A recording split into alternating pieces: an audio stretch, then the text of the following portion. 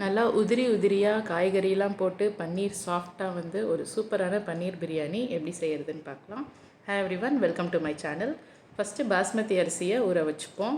இதை 2 தடவை நல்லா வாஷ் பண்ணி நல்ல தண்ணி ஊற்றி ஊற வச்சுட்டு இப்போ காய்கறி எல்லாத்தையும் கட் பண்ணி நம்ம வதக்கவும் ஆரம்பிப்போம். அது வரைக்கும் இந்த அரிசி ஊறினா போதும்.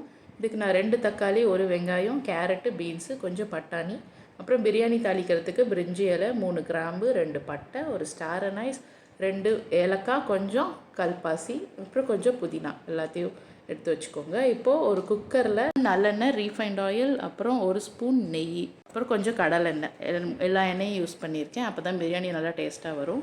இப்போ தாளிக்கிறதுக்கு ஃபஸ்ட்டு சோம்பு போட்டுக்கோங்க. அதுக்கப்புறம் வெங்காயம் போட்டு நல்லா பொன்னிறமாக வறுத்துக்கோங்க. இப்போ வெங்காயம் வதங்கினதும் 2 ஸ்பூன் இஞ்சி பூண்டு பேஸ்ட்டு, அப்புறம் ஒரு கை ஃபுல்லாக புதினா, இல்லை 2த்தையும் போட்டு வதக்கிட்டு இப்போது நம்ம நறுக்கி வச்சுருந்த 2 தக்காளியும் சேர்த்து நல்லா மேஷ் பண்ணிக்கோங்க. இதுக்கப்புறம் ஒரு உருளைக்கிழங்கு போட்டு எண்ணெயோடு வதக்கி விட்டுட்டு நம்ம நறுக்கி வச்சுருக்க காய்கறி எல்லாத்தையும் எடுத்து இதில் போட்டு தண்ணி ஊற்றிக்கோங்க. நான் 1 கப்பு பிரியாணி அரிசிக்கு 1.5 கப்பு தண்ணி ஊற்றினா கரெக்டாக இருக்கும். வீட்டில் அரைச்ச மிளகாத்தூள், வெறும் மிளகாத்தூள், 1 ஸ்பூன் பிரியாணி மசாலா ஆப்ஷனல் தான், வேணுன்னா போட்டுக்கலாம்.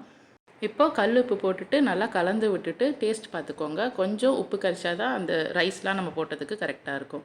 இப்போ தண்ணி கொதித்ததும் ரைஸை போட்டுட்டு நல்லா மிக்ஸ் பண்ணி விட்டுட்டு இந்த ஸ்டேஜில் நம்ம க்யூப்ஸாக கட் பண்ணி வச்ச பன்னீரையும் போட்டு லைட்டாக மிக்ஸ் பண்ணி விட்டுட்டு மூடி வச்சு கரெக்டாக 3 விசில் மீடியம் ஃப்ளேமில் வச்சு எடுத்திங்கன்னா சூப்பரான பன்னீர் பிரியாணி நல்லா விதையாக சூப்பராக ரெடி ஆகும். இதில் காய்கறியும் நல்லா வெந்திருக்கும்.